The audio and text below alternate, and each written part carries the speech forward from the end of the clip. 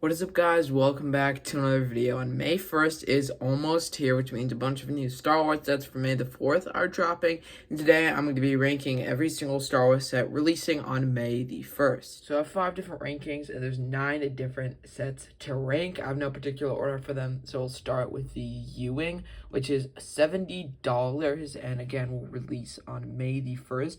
It's made for Andor Season 2 and we haven't really seen it in the 3 episodes that we've gone so far, but for $70, I know a lot of people don't like the build, but it comes with actually four really good minifigures if you're including K2SO, which you can only get in one other set for $100, and I definitely think this one is going limited power, possibly day one buy, just because I'm not really purchasing it on day one, but I definitely think this could be a solid purchase that you would get on day one.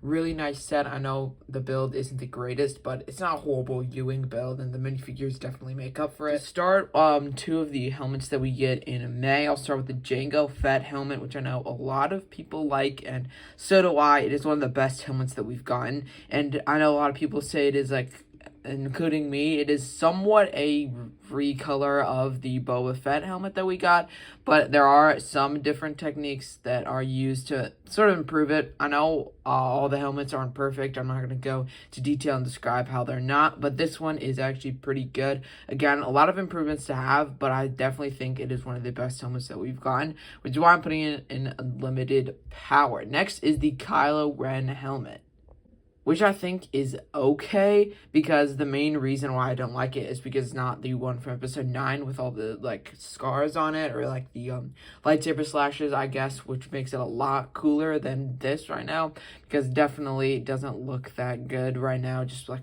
plain helmet from episode 7, even though it is technically some anniversary of episode 7. I think it's the 10th or something of episode 7, but not a lot of people really care about that because of course it's overshadowed by episode 3, Revenge of the Sith. But I definitely don't think this is a good one.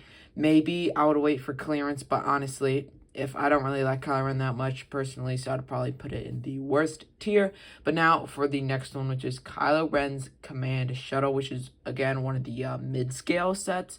So it is cool to get another mid-scale set, but I'm sadly gonna have to put it with his helmet over there. I don't think it's that good compared to every single mid-scale set we got. The Invisible Hand is definitely a really good one. The Millennium Falcon, Tanta 4 are like the only ones that we got. The Invisible Hand is definitely the best one. Is way better for this. Way better price per piece and way better set for the same price. So this one, it definitely doesn't amount to it at all. Next one is the Buildable Chopper, which is actually pretty good. I'm glad he gets his own thing, separate from the Builder's Droid thing that they had last year. It's one of the worst sets. I think it was for the 25th anniversary of LEGO Star Wars, and included the young Leia in it, and it had the chopper, and I really wanted to get it, but it was way too expensive, and there's a bunch of stuff I didn't really like about it. So I'm glad they gave Chopper justice and gave him his own set. And again, I'm putting it in limited power. It is pretty expensive, but the overall Chopper is actually really, really nice. Next, I'll rank the Rebel Pilot Luke, which is definitely not as good as the singular brickhead we got last year, which was Commander Cody.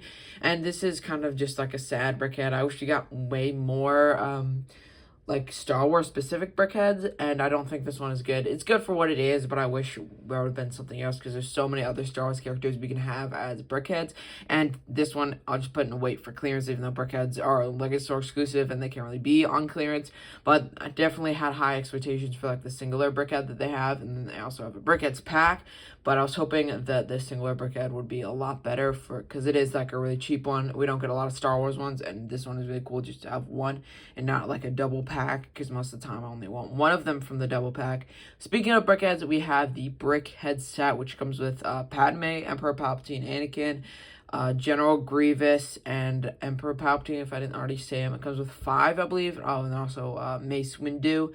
We did get the same like pack with the same amount of people, the same price, but they of course not the exact same people. But I really like this one. There is like 2 that I really don't like, which is like the Padme and the Emperor Palpatine, because I kind of feel like they're purposeless. They're not really like the best options I would have chose like Count Dooku, or maybe a more iconic outfit for Emperor Palpatine for episode 3, because so far those two I really don't like, but the Anakin and General Grievous are actually really, really nice. And if there was just those two brickheads like as a one pack or separately, I would have liked that a lot better. But I definitely think this is a really good one. I'll put it in True Jedi just because there's a couple ones that I don't like and there could have been some better selections. But now for the Star Wars logo, we got a Marvel logo. Not last year, it was in January, I think, 2025. We got a Marvel logo, which I didn't like at all because it had a bunch of random minifigures popped out like around it and like above it and stuff. It wasn't really that good because it had a bunch of random Technic in it, which I really didn't like.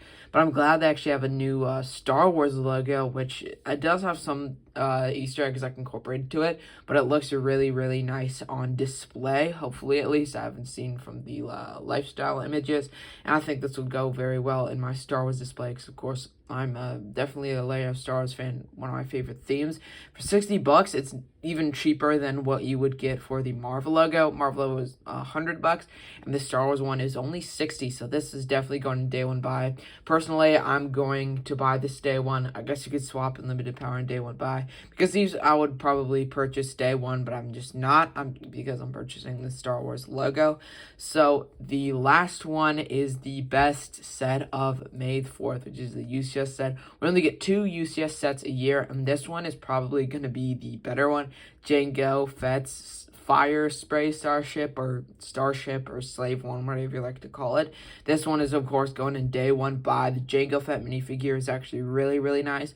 The Boba Fett minifigure could be better, but the overall ship is actually really, really nice when you actually look at all the builds. It has all the cool details from episode 2. Really, really like this. Would look great on display. It is one of the, I think, on the cheaper end of the UCS sets. I believe it's $300, so it's definitely worth it for a day one buy. I'm probably not going to get this day one buy because of the price, but still, this one is really, really nice. And this is my final ranking of every single set releasing on May the 1st, well, at least Star Wars sets.